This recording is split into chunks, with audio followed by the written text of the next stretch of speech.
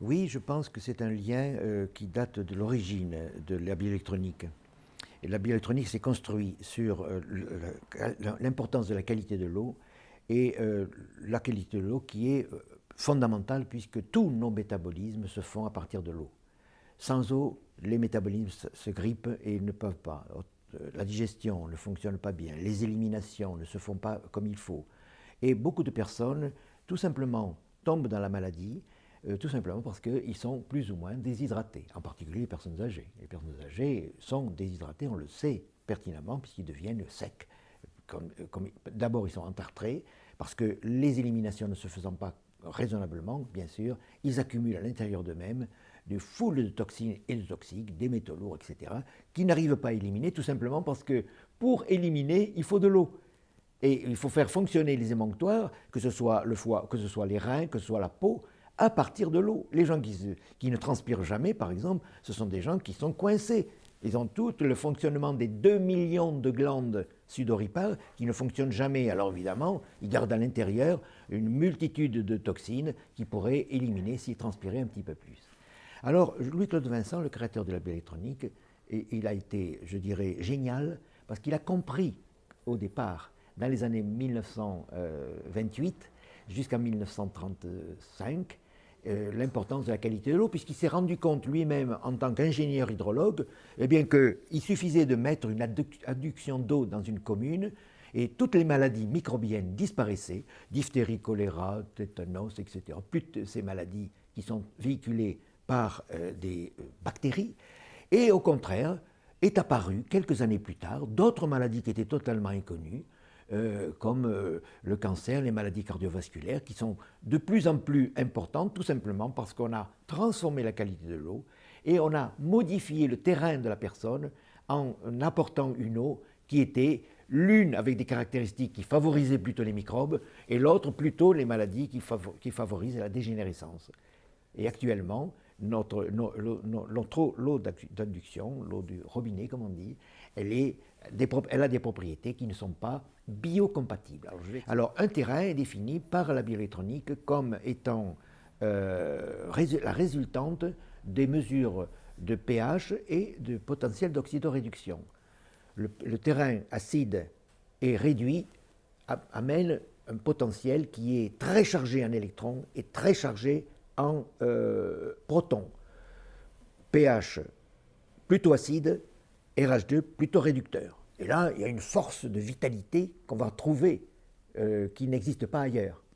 Donc la source de la vie, la fécondation d'une femme et d'un homme avec un ovule et un spermatozoïde pour créer un joli bébé se fait dans un milieu particulier, qui est porteur de vitalité, avec création, bien sûr, de la gestation d'un bébé qui se fait en 9 mois. C'est extraordinaire, la vitalité qui crée. Mais ceci se fait, le bébé, il est dans l'eau. Il est dans le liquide amniotique, mais il est nourri par la maman. Et plus la maman aura d'un potentiel bien particulier, plus le papa aura un potentiel particulier sur le plan bioélectronique, plus ils seront féconds, et par conséquent, plus ils auront un bébé magnifique, porteur de santé et de vitalité. Au contraire, si l'un et l'autre n'ont pas des caractéristiques bioélectroniques bien particulières, satisfaisantes et porteuses de vitalité, eh bien le bébé sera plutôt chétif, plutôt malingre, plutôt maladif. Et par conséquent, on dira toute sa vie, mais pourquoi il a tellement d'allergies? Pourquoi mon bébé, il est toujours malade? Mais parce que eux-mêmes, les parents, les géniteurs, évidemment, n'étaient pas dans des conditions les meilleures possibles. Et c'est pourquoi il est important, si vous voulez, de préparer une gestation, de préparer la venue au monde d'un bébé en prenant des précautions. Et le papa doit être très réduit sur le plan bioélectronique et la maman doit être différente. Pour qu'il y ait l'étincelle de vie, il faut que diamétralement opposé au pH, il y ait cette faculté pour créer justement ce bébé. Donc tout ceci se fait dans le milieu de l'eau. Et c'est pourquoi Louis-Claude Vincent, au bout de quelques années, il a pu développer tout ceci et se rendre compte, bien sûr, que c'était important. Une eau biocompatible ou un aliment biocompatible, c'est un aliment compatible avec la vie. La vie, elle est caractérisée. La vie a ses lois, disait Louis-Claude Vincent. La vie a ses lois, c'est elle qu'il faut apprendre, appliquer et enseigner pour que la santé se développe et se répande sur Terre. Ce n'est pas en neutralisant les lois de la vie, ce n'est pas en contrariant les lois de la vie. Nous avons dans la société, pour qu'elle soit harmonieuse, des lois de politesse, des lois de code de la route, et on doit respecter ces lois. Si on les respecte, il n'y a plus de problème. Tout se passe pour le mieux, dans la meilleure harmonie possible. Pour le plan de la santé, c'est pareil. Si on suit les lois de la santé, les lois de la vie, eh bien, il n'y a plus de maladies possibles, et on a les caractéristiques bioélectroniques de la santé, qui ont pH 7,2, RH2 21, résistivité 210 ohms. Alors là, les microbes, les virus ne peuvent pas s'implanter. Ils ne peuvent pas. Pourquoi? Parce que le système immunitaire de l'être humain est suffisant pour pouvoir se défendre tout seul. Et à ce moment-là, bien sûr, ça dépend en grande partie de l'eau. Alors, les critères bioélectroniques de la qualité de l'eau, c'est le professeur Vincent, mais aussi le professeur Joseph Orzag, qui a pu le compléter et se rendre compte que c'était totalement vrai. C'est une eau avec un pH légèrement acide, donc légèrement acidulé, dans le premier cadran, dans le premier terrain. Une eau peu oxydée, un petit peu, mais pas beaucoup. Elle est chargée d'oxygène, bien sûr, et une résistivité alors très étendue, donc ça veut dire avec très peu de minéraux. Les eaux les meilleures possibles sont des eaux qui vont drainer le sang, qui vont permettre l'élimination des toxines par l'urine, par la peau, par les poumons, puisque nous expirons aussi de la vapeur d'eau quand nous respirons, quand nous faisons du sport, on élimine de la vapeur d'eau aussi. Donc il y a tout un phénomène, le corps est une éponge qui est en relation avec le cosmos et avec l'environnement, mais c'est une éponge qui doit être hydratée. Si elle est sèche, évidemment, elle devient inerte et on est proche de la mort. Alors, les trois critères, c'est résistivité, donc très peu chargée. Où sont ces eaux de qualité supérieure? Uniquement dans le massif central, dans le massif armoricain, dans le massif des Vosges et dans le massif, en particulier, certaines régions des Pyrénées. Là, vous avez... Et curieusement, c'est dans ces régions qu'on a le plus de sources dites miraculeuses. Et ça, c'est Jeanne Rousseau qui l'a découverte.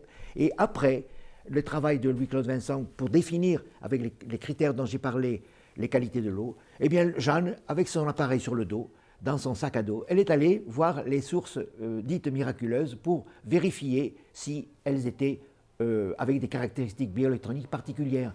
Et là, elle a pu démontrer que c'était vrai. Les eaux de torrents dites de Lourdes, qui sont bien sûr dites miraculeuses à Lourdes, mais aussi les eaux de Font-Romeu, mais aussi les eaux du Massif central, genre dans le Limousin. Elle y est allée, elle a mesuré, ben oui, les gens qui venaient s'hydrater quand ils étaient malades dans ces eaux et qui repartaient avec une santé améliorée, évidemment, ce n'était pas le hasard. C'était tout simplement parce qu'elles avaient des coordonnées bien particulières.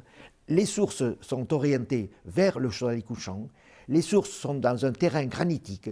Et puisqu'elles sont dans un terrain granitique, toutes les eaux qui ont été, bien sûr, répandues par les nuages se sont imprégnées dans le sol. Un sol granitique, elles seront donc peu chargées de minéraux. Elles auront quand même un minéral précieux, la silice, qui sera très porteuse de vitalité, et puis elles vont drainer, bien sûr, et ces eaux, il n'y en a pas beaucoup, il y a le Morocous, il y a l'eau de Vallon, il y a l'eau de Montcalm dans les Pyrénées, de l'eau de Vallon dans les Vosges, etc. Je ne rentre pas dans le détail si vous voulez ces eaux. Et ensuite, les eaux du robinet, elles sont alcalines, surchargées en minéraux, elles sont suroxydées grâce, et malheureusement à cause de l'oxydation apportée par le chlore en particulier. Autrement dit, elles sont totalement incompatibles avec la vie et elles sont à la source, bien sûr, de bien des problèmes. Autrement dit, si on veut vraiment résoudre le problème de la santé, le premier critère, c'est de s'attacher à donner à la population une eau de qualité exceptionnelle et ça passe bien sûr par une filtration de l'eau. Et il faut que tout le monde je dirais, reçoivent un appareil d'osmose inverse, par exemple, ou un appareil de filtration à son robinet, pour boire de l'eau. Parce que l'eau du robinet, j'ai le regret de le dire, elle est surchargée en nitrates, en métaux lourds, en pesticides, etc. Elle est impropre à la consommation. Il faut la purifier. Si on veut qu'elle-même, cette eau, puisse nous purifier nos humeurs. Sinon, elles vont entartrer encore un petit peu plus et favoriser les cancers du côlon, favoriser les cancers de la vessie. Donc, c'est une solution très simple à faire, donner à chaque personne, à chaque famille, la possibilité d'épurer son sang ou d'épurer son eau, ce qui permettra d'épurer son sang, ou bien alors de donner, bien sûr, de l'eau en bouteille, ce qui est une solution qui n'est pas entièrement satisfaisante pour les grandes familles, par exemple. Ça coûte quand même relativement cher. Mais le filtre, il est vite amorti. Hein. Un filtre d'osmose inverse, c'est pas si coûteux que ça. Donc avec ça, on peut entretenir la santé, Rodolphe, je te le garantis.